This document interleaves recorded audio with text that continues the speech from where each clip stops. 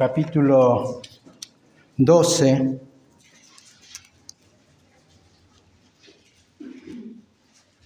Evangelio de Mateo, capítulo 12.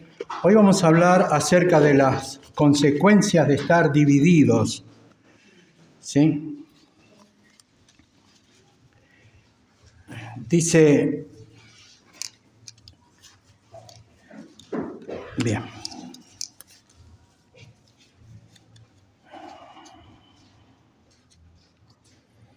Dice el versículo 25. Sabiendo Jesús los pensamientos de ellos, les dijo: todo reino dividido contra sí mismo es asolado, y toda ciudad o casa dividida contra sí misma, no permanecerá. El Evangelio de San Marcos, en el capítulo 3, versículo 24, refiriéndose al mismo pasaje de Mateo, de Mateo, dice: si un reino dividido está contra sí mismo, tal reino no puede permanecer. Y si una casa dividida contra sí mismo, tal casa no puede permanecer. Y por último, en el libro de Lucas, en el capítulo 11, versículo 17, también refiriéndose al mismo texto de Mateo y Marcos, dice: mas él, conociendo los pensamientos de ellos, les dijo: todo reino dividido contra sí mismo es asolado, y una casa dividida contra sí misma cae. Muchos se preguntarán, claro, el contexto de esta respuesta del Señor Jesucristo era porque los religiosos afirmaban que Jesús estaba echando demonios por Belcebú, por Satanás, o en el nombre de Satanás o por el mismo poder de Satanás. Y Jesús le responde en los tres textos. Usted habrá visto que primero habla del reino, refiriéndose al reino y explica más adelante si Satanás echa fuera a Satanás, su reino no va a permanecer. Y claro, Satanás tiene otro propósito. Y lo que menos quiere hacer Satanás es echar a sus demonios. Pero Cristo amplía este principio y dice, leyendo en Lucas nuevamente: todo reino es asolado, y una casa contra sí misma cae. Marcos creo que habla acerca de la ciudad, una casa, una ciudad. Y cuando dice casa se está refiriendo a un hábitat donde hay una familia. Recuerden ustedes cuando Jacob tuvo ese encuentro con nuestro Señor Jesucristo en esa teofanía donde aparece el ángel y lucha con él, y Jacob luego dice: este lugar es la casa de Dios, puerta del cielo. Cuando leemos las epístolas del apóstol Pablo, también hace referencia a que la iglesia es un edificio donde hay una familia, pero también lo identifica como una familia. Todos sinónimos que hacen referencia a la iglesia.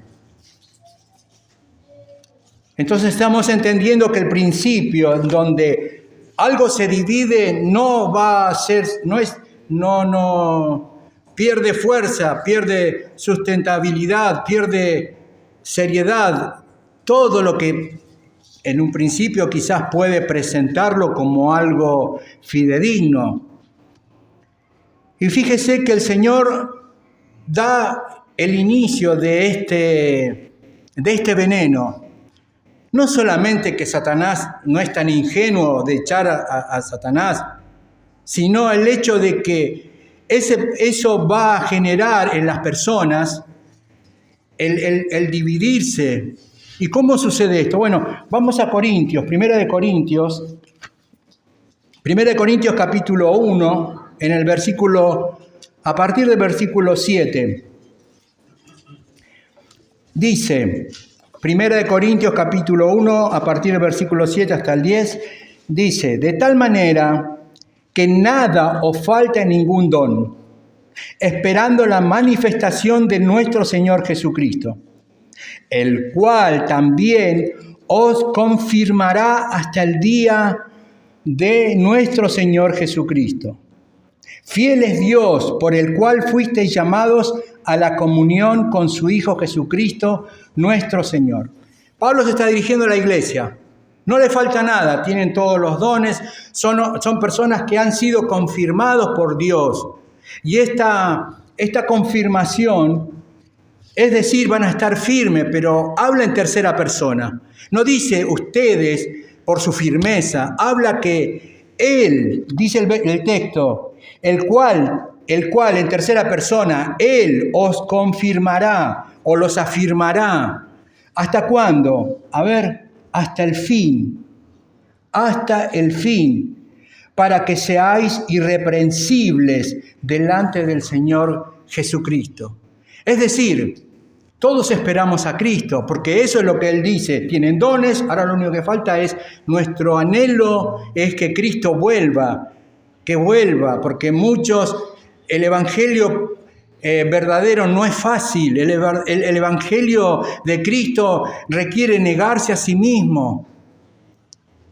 Y ese negamiento de la carne es aflicción a la carne. Pero el anhelo es que Cristo venga. No le falta nada, tienen asegurado, como hemos dicho, tienen asegurado la salvación por el Espíritu Santo que los selló. Y tenemos las señales, las evidencias que somos transformados por el Señor. ¿Hasta cuándo? Hasta el día de nuestro Señor Jesucristo. O nos vamos con Él, o Él viene a buscar a toda su iglesia. ¿Sí? Fiel es Dios, por el cual fuimos llamados a esta comunión con su Hijo Jesucristo. Una comunión que no es para cualquiera, no por ser especial, sino es porque Dios inclinó su dedo sobre cada persona, les dio la potestad de ser hechos hijos de Dios, para que aquellos un día entren a su reino eterno. Pero claro, con lo que veníamos hablando de una división en la iglesia, ¿qué tiene que ver esto con la división de la iglesia? ¿Cuál es el principio de que la iglesia se divide y trae consecuencias? Bueno, Pablo sigue hablando. Fíjese todo el panorama como los presentó. ¿Quiénes son ustedes? La seguridad de la salvación, la seguridad de haber sido llamados para servir a Dios con dones.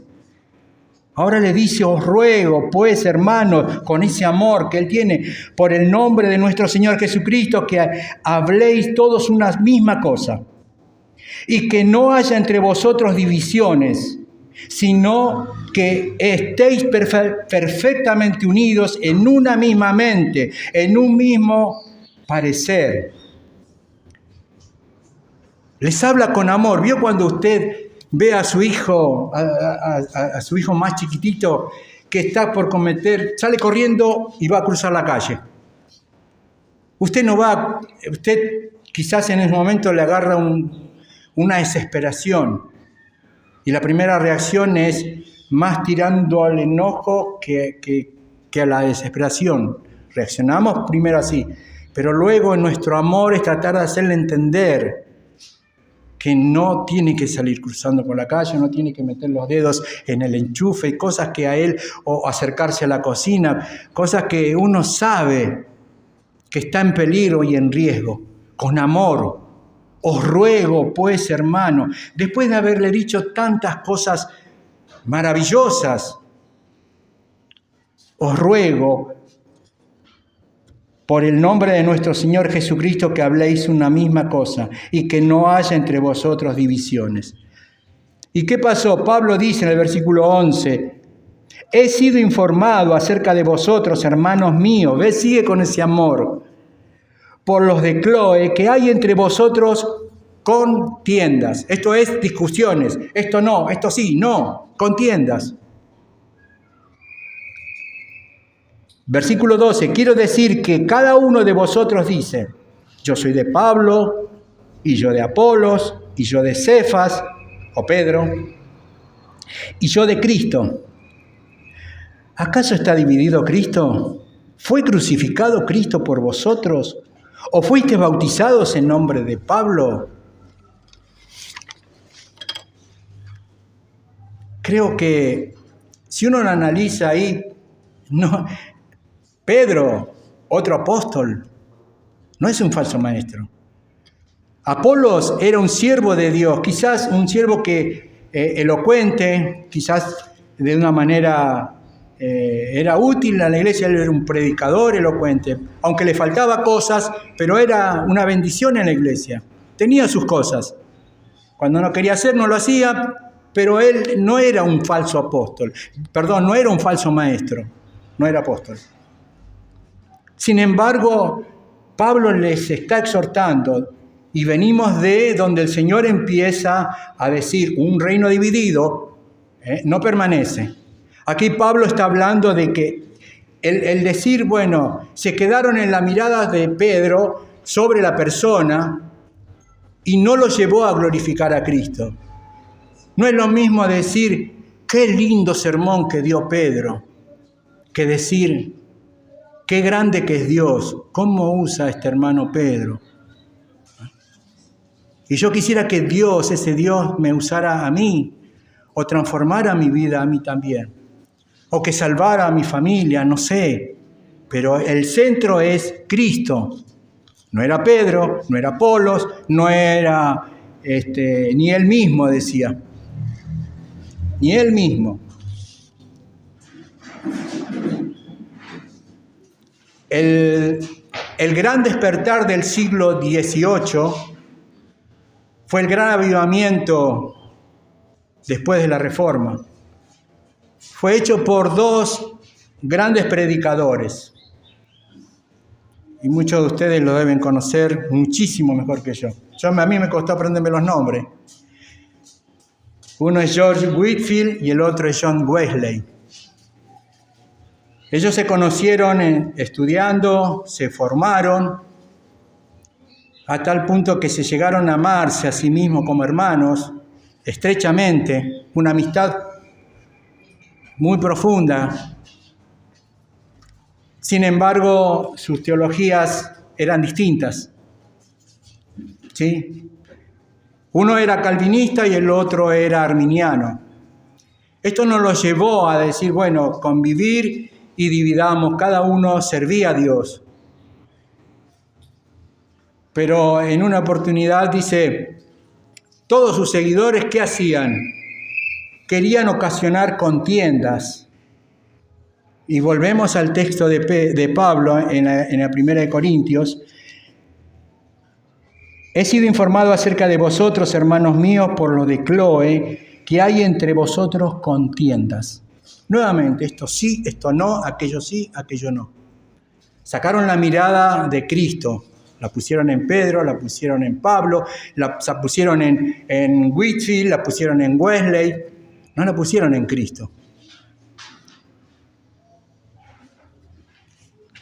Le preguntan, dice al menos la biografía, le preguntan a George Whitefield, que era calvinista, si él pensaba ver a John Wesley en el cielo.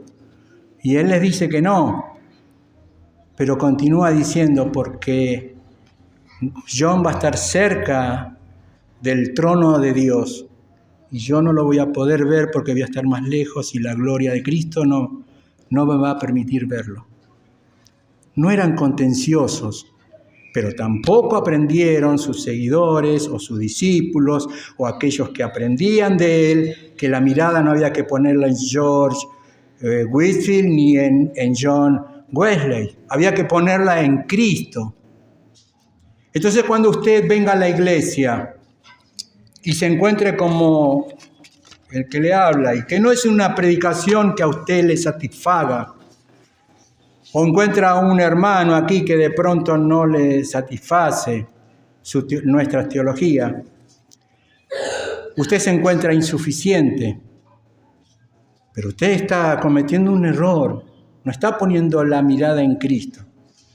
Porque el predicador tiene que llevarlo a Cristo. Y si cuando usted ve a través del texto, mira a Cristo, usted va a salir edificado. Porque no termina acá. Usted tiene que ir a su casa, leer el texto, estudiar el texto, orar por ese texto y orar por el predicador. No para que sea más linda la predicación y nada, que a usted le satisfaga emocionalmente, sino para que ese predicador tenga una vida correcta, que en la santidad cada vez vaya progresivamente creciendo, que se vaya negando a sí mismo y que pueda acercarse al texto con la mayor profundidad posible. Es un desafío, el Evangelio no es fácil, pero eso depende de que en la casa no haya divisiones. Si en la casa nos proponemos algo, mire, yo creo que estos dos predicadores hicieron la más grande revolución de lo que era predicar el Evangelio en las calles. Y le predicaban, ¿saben quién? A los mineros. Ahí no iban a levantar ofrenda. Gente que para muchos no valía nada. Pero ellos en su corazón ardían de gozo. Y fue una evidencia de lo que Dios hace. Si la iglesia se propone que, como dice la palabra de Dios, estar unido en el mismo pensamiento, el trabajo es ganar las almas para Cristo. Nosotros somos servidores de Cristo. Usted es servidor de Cristo. Y tenemos que servirnos, aparte que nos servimos unos a otros, para que las almas vengan y encuentren. Hay muchos lugares vacíos, hay más espacio para poner más sillas. Y si nosotros no pensamos igual, eso no va a ser un propósito concluido. Cristo vino para salvar a las almas que se habían perdido. Y dejó el legado para su iglesia. Y la iglesia adora a Cristo y escucha los hermanos y hermanas que se quieran servirle para seguir ese ejemplo. Y que Dios nos ayude, hermanos. Que el Señor les bendiga. Vamos a orar. Padre, gracias le damos por Jesucristo nuestro Señor y Salvador. Gracias le doy por esta congregación, Señor. Gracias por cada uno de mis hermanos, de los que hoy están y de los que hoy no están o no han podido venir, o cualquiera fuera la circunstancia. Señor, son nuestros hermanos, rogamos por ellos, confiando en su misericordia y en su amor, Señor. En el nombre de Jesús, amén.